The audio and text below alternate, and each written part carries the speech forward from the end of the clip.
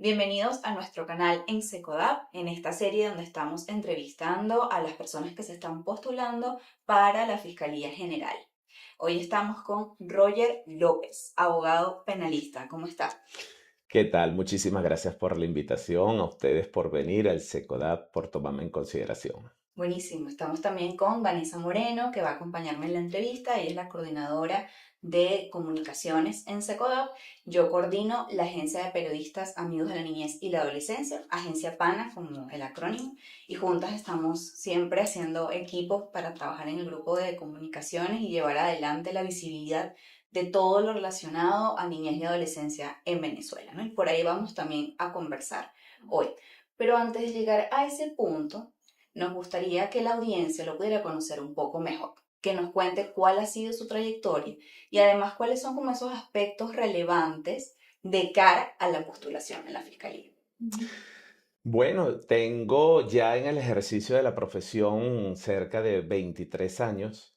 Soy abogado egresado de la Universidad Central de Venezuela con la mención cum laude. Después empecé a hacer otros estudios de posgrado en la misma Universidad Central de Venezuela en Ciencias Penales y Criminológicas. Formé parte del curso de formación de fiscales de la Escuela Nacional de Fiscales cuando ésta se inaugura en el año 2010. Soy también especialista en ejercicio de la función fiscal con la mención summa cum laude.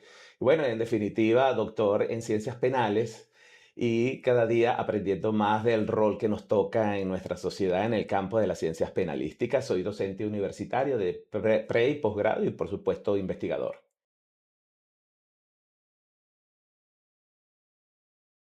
¿Qué me llama a la postulación? Fíjate, no es un interés personal, es servir a la República, servir a mi país. Venezuela me ha dado muchísimo y entre ello me ha dado la posibilidad de formarme profesionalmente y es hora de devolverle a Venezuela, a la sociedad venezolana, cambios en profundidad. Porque el fiscal general de la República es el cargo más importante después del presidente. Y creo que el que asuma las riendas o el volante de ese gran órgano fiscal debe iniciar su gestión, la función fiscal, estableciendo alianzas, convenios con instituciones públicas, con instituciones privadas.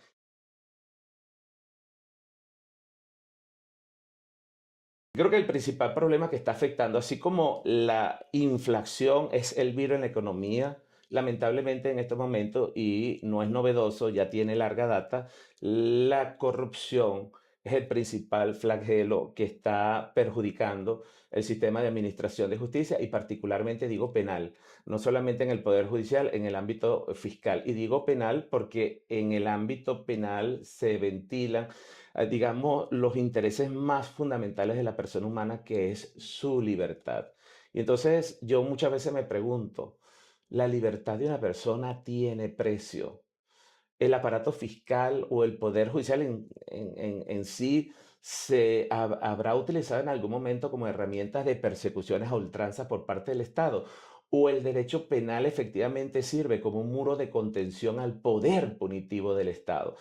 Lo primero que yo voy a trabajar, lo primero que tenemos, creo yo, que debería hacer quien permanezca en ese cargo, quien tenga la gracia de Dios de ser electo para esta gran función, es trabajar sobre la formación, no solamente académica, personal, ética, la moral, trabajarla permanentemente y creo que para atacar la corrupción tenemos que dignificar a todo el personal del Ministerio Público, no solamente a los fiscales litigantes, al secretario, al bibliotecólogo, al señor de seguridad, al señor que te atiende cuando tú ingresas a un despacho fiscal, a todos, al asistente, tenemos que dignificarlo con condiciones socioeconómicas, que tú cuentes con un buen seguro de hospitalización, cirugía, maternidad, que el personal del Ministerio Público, fíjate, no tenga que preocuparse cómo voy a hacer para pagar el colegio de mis niños al final del mes, cómo voy a hacer para pagar el alquiler, cómo voy a hacer para costear el mercado de la casa. Eso no puede seguir sucediendo. Nosotros tenemos que retomar modelos anteriores donde el fiscal del Ministerio Público estaba en permanente formación académica, ética, moral y también recibía sus respectivas bonificaciones que conjuntamente, fíjate, con sus vacaciones, con su utilidad y con su salario y esas bonificaciones bi o trimestrales, muchos tenían la posibilidad de adquirir bienes muebles o bienes inmuebles. Esas cosas hay que recuperarlas, dignificar la condición laboral de los fiscales y del personal del Ministerio Público para no eliminarlo, porque sería ilusorio, pero sí para atenuar en su máxima expresión cualquier acto de arbitrariedad o corrupción.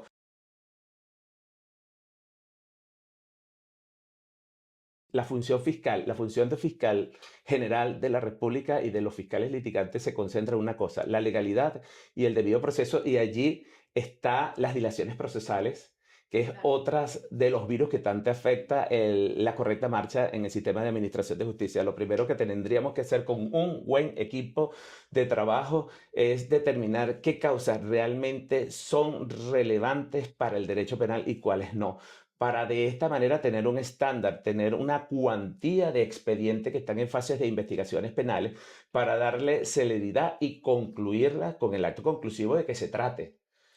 Y para eso se requiere de una buena y de una adecuada depuración. Acusar aquellos comportamientos humanos que por antonomasia, que por su propia existencia sean tan graves y tan intolerables que no quede otra opción más que aplicarles una pena. Pero aquellos comportamientos respecto a los cuales no representen interés o no lesionen en demasía los bienes jurídicos que tutela nuestro texto constitucional, el acto conclusivo de que se trate. Sobreseimiento, archivo fiscal, etcétera, pero las dilaciones procesales sí efectivamente afectan los derechos, los intereses tanto de la víctima como del propio acusado.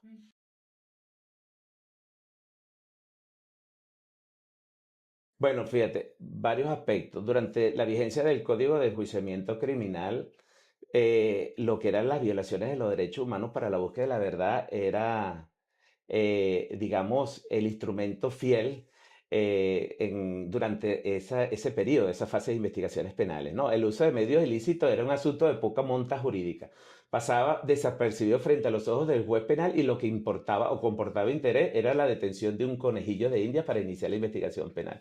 Nosotros hoy por hoy pasamos a aquel viejo modelo y tenemos un sistema acusatorio donde las funciones del el fiscal general o de la Fiscalía General de la República están muy bien definidas. El Ministerio Público es el órgano encargado de ordenar, de supervisar y de dirigir las investigaciones penales.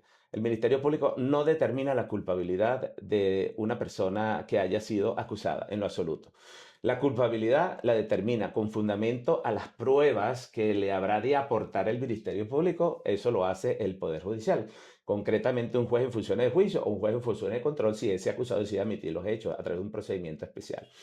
Pero, ¿qué sucede? Si un fiscal del Ministerio Público promueve o presenta una acusación, porque la acusación es el instrumento a través del cual yo, fiscal, ejerzo en nombre del Estado la acción penal, si te persigo ya formalmente a través de una acusación y solicito una pretensión, mi pretensión es solicitar la condena, que le imponga o no le imponga, eso le corresponde es al Poder Judicial. Para lograr una acusación y que una acusación sea lo suficientemente sólida como para resistir la prueba de fuego que nos viene dada en el campo de la criminalística, en el campo del derecho probatorio, se requiere de una escuela, y regresamos al tema anterior, de una escuela nacional de fiscales que esté dirigida a la formación íntegra de los fiscales del Ministerio Público. Fiscal del Ministerio Público tiene nada más y nada menos que la responsabilidad de acusar a un ser humano. Y con la acusación tú determinas en principio los destinos finales de esa persona. En la medida en que un fiscal del Ministerio Público esté lo suficientemente preparado y acusar cuando tenga que acusar y no dejarse llevar por el clamor popular, en esa misma medida estimo que tendremos una fiscalía del Ministerio Público que estará a la par de la confianza de la colectividad. Que justamente está hablando de este rostro humano, creo que es oportuno conversar sobre uno de los fenómenos que más afecta a la niñez y adolescencia en este momento, eh, y en general, en todos los tiempos, que es el acoso escolar. En 2022, la Fiscalía, el Ministerio Público comienza a lanzar una ley para judicializar el acoso escolar, para penalizarlo y que entre como una categoría penal.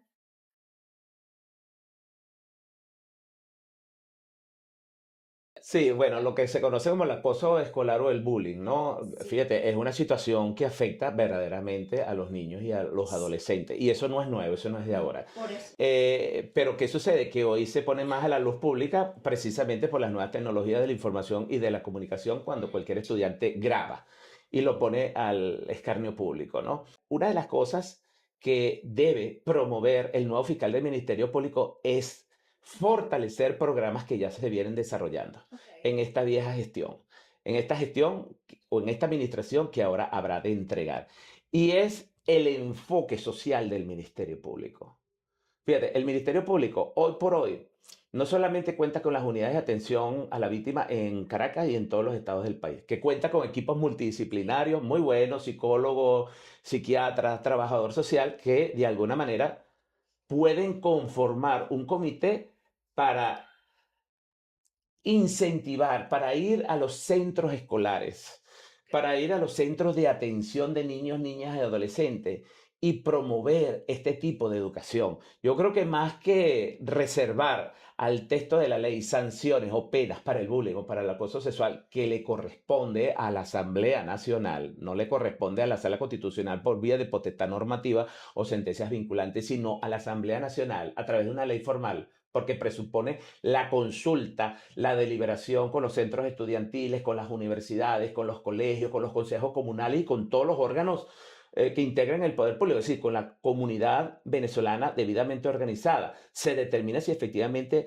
es pertinente y necesaria una ley que sancione el acoso sexual a un adolescente que está en plena formación o que es mejor la educación de los padres que nosotros, que el Ministerio Público conjuntamente con la comunidad estudiantil, en cada centro estudiantil conformemos un centro, así como tenemos el centro comunal de aprendizaje, bueno, Centros tengamos comunitarios de centro aprendizaje. comunitario de aprendizaje, pues tengamos un centro comunitario donde los centros escolares fomentemos la educación tendiente a prevenir no solamente el acoso, el bullying, el consumo de bebidas alcohólicas, el tráfico de drogas, el abuso sexual, que los hay. Imagínate tú, de alguna manera los niños y adolescentes, niños, niñas y adolescentes, tienen que saber en qué consiste la trata de niños, niñas, adolescentes. El abuso sexual es tan perjudicial como el bullying. Y un niño no sabe cuándo puede ser sujeto de un abuso sexual porque lo desconoce. Pero entonces, desde allí, incentivar los procesos educativos con la participación de los padres y representantes, con los miembros del centro estudiantil y con la participación activa y protagónica del Ministerio Público, que es lo que yo llamo el enfoque social del Ministerio Público. Ok, aquí nosotros teníamos una pregunta que va en función a la transparencia del Ministerio Público, la transparencia en la gestión. Justo en el tema del acoso escolar, nosotros revisamos cifras de acusaciones, de imputaciones, de incluso actividades formativas que se estaban haciendo en la gestión de Tarek Saab y nos dimos cuenta que hay mucha discrepancia. En un año se dice que fueron 200 acusaciones, el año siguiente 300, no queda claro si es en ese año o desde que comenzó todo este tema de la judicialización del acoso escolar y ahí entonces nos entra una duda.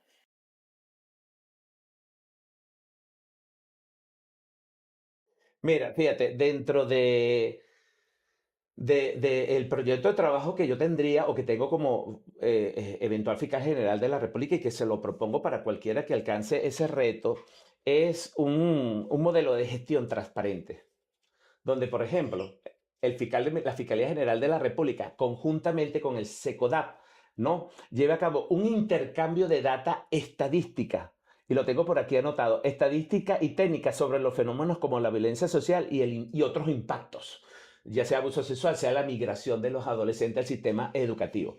Entonces, valiéndonos, y lo dije anteriormente, que con la participación de la sociedad y un buen equipo forense podamos construir una fiscalía tecnológica donde no solamente se aceleren los procesos de denuncia y de medidas de protección, sino que eso esté a la disponibilidad de la colectividad, que el ciudadano de a pie, que el ciudadano común, que ustedes vayan a hacer un trabajo especial de grado, un trabajo de campo y puedan verificar, accediendo al sistema de computarizado del Ministerio Público, cuántas acusaciones se presentaron en un mes, cuántas acusaciones se presentaron en una semana, cuántos sobreseimientos fueron solicitados en el mes de enero de 2026, cuántos archivos fiscales hay, cuál es el hecho que se investigó y que condujo a ese acto conclusivo, porque pudiéramos decir que se está investigando una situación de trata de niños, niñas, adolescentes, abuso sexual, y tenemos un archivo fiscal frente a un hecho sumamente grave. O una situación de esa y el fiscal del Ministerio Público está solicitando el sobreseimiento. Entonces es algo que llama poderosamente la atención y que invita a la sociedad a participar de alguna manera, como incluso lo establece el texto constitucional, la participación activa y protagónica de la sociedad venezolana en el sistema de administración de justicia, donde se eliminaron los jurados, donde se eliminaron en el año 2012 los escabinos. Pero eso tenemos que recuperarlo, pero también tenemos que recuperar la participación de los padres y representantes de la sociedad en general. Sí. Saber en qué consiste un acto conclusivo acusatorio, cuántos se han presentado, por ejemplo. Es una forma de participación activa de la sociedad en el sistema de administración de Eliminaron justicia. todos estos tipos de participación social, pero también incluyeron los consejos comunales dentro del sistema penal Entonces, adolescente y los consejos comunales, fíjate, es una forma también de, no de justicia represiva o retributiva, o sea, un mal por el mal causado, sino de justicia restaurativa a través de los trabajos comunales. Ok. Entonces, que la sociedad que pueda haber un sistema de justicia restaurativa que en lugar del castigo punitivo, es decir, intramuro, sea extramuro. Ok. Pero eso se logra a través de procesos de formación educativa. Y que las personas, que tú y como yo podamos saber cuántos actos conclusivos de acusaciones, de sobreseimiento, de archivos fiscales, presenta el Ministerio Público mensual, bimestral, anual. O sea, para que haya una información real. Porque tú me preguntas a mí cuántos actos conclusivos presentó el Ministerio Público en el año 2025 y lo desconozco. Esta es una pregunta que además hacemos porque tiene un especial interés para SECODAP y para la agencia PANA de unos años para acá, ¿no? Fíjense, en 2019 se crearon fiscalías nacionales para investigar casos aislados y redes de trata de niños, niñas, adolescentes y mujeres, ¿no? Y en 2024 se creó una fiscalía exclusiva para investigaciones de abuso sexual contra niños, niñas y adolescentes en el área metropolitana. Pero uno piensa, se pregunta, ok, crean estas fiscalías, ¿eso es suficiente? ¿Hace falta, por ejemplo, que haya más formación en el personal para la no discriminación vinculada al género, por ejemplo? O sea, esta es una deuda, un tema que queda por conversar, por discutir, porque nos pasa que nos dicen, bueno, sí, va el adolescente a hacer una denuncia y la tratan mal. Y va el adolescente varón a hacer una denuncia y se burlan de él, por ejemplo, una denuncia de violencia. O sea, que esta situación de discriminación pasa de ambos lados y de ambos lados es una situación de discriminación vinculada al género, ¿no? No solo esos casos, se han reportado casos de muchachos que desaparecen y cuando la familia va a hacer la denuncia, la respuesta del funcionario que recibe la denuncia es, ese está de fiesta o esa se fue con el novio. Hay muchos estereotipos allí rondando que hacen que, bueno, obviamente la familia va a tener una barrera hacia la institución. Entonces, y el acceso a la justicia, rescatando lo que dice Indira, ¿qué podemos hacer? ¿A falta de capacitación u otra cosa que usted pueda detectar por allí? Y en todo caso, como qué opinión le merece sobre este tema, ¿no? Sobre esta formación o este enfoque que incluya la no discriminación por razones.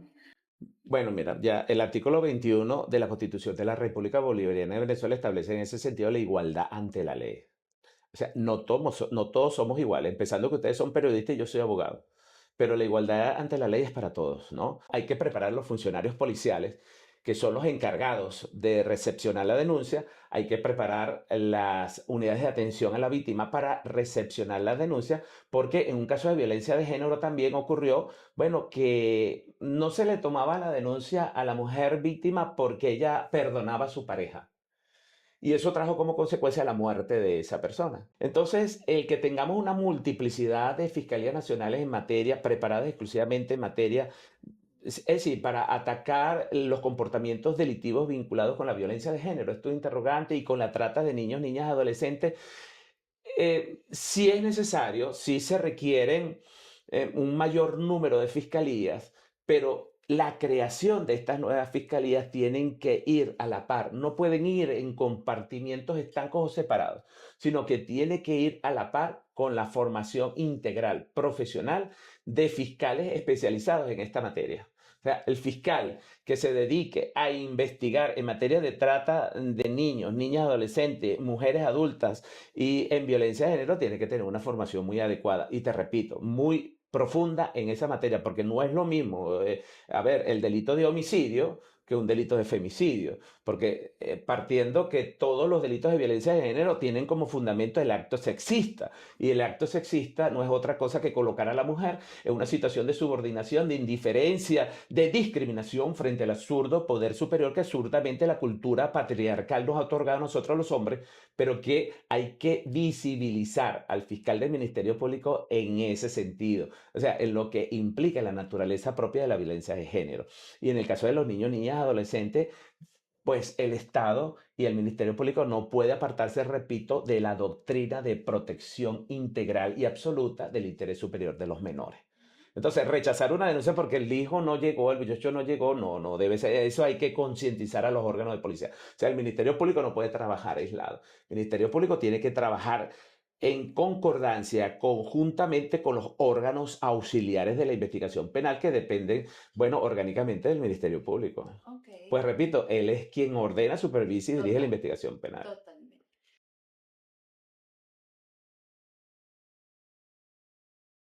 Fíjate, yo veo al Ministerio Público como un órgano modelo para Latinoamérica, que así como muchos países ven en El Salvador un modelo para inspirar su política criminal, que el Ministerio Público lo sea, para todo por lo menos empezando para todo el continente latinoamericano. Yo aspiro y quiero ver un Ministerio Público hoy día lo que el Metro de Caracas fue hace 35 o 40 años. ¿Sí? La primera empresa de transporte público masivo en Venezuela, que fue modelo para el mundo entero. Eso es lo que yo aspiro y quiero que sea el Ministerio Público en un futuro cercano. Que es difícil hacerlo, es difícil, pero no es imposible. Y el Ministerio Público generará confianza en la colectividad en la medida en que responda a los intereses de la sociedad venezolana. Primero, que no se utilice el Ministerio Público como herramienta de persecución a ultranza ciega de los ciudadanos.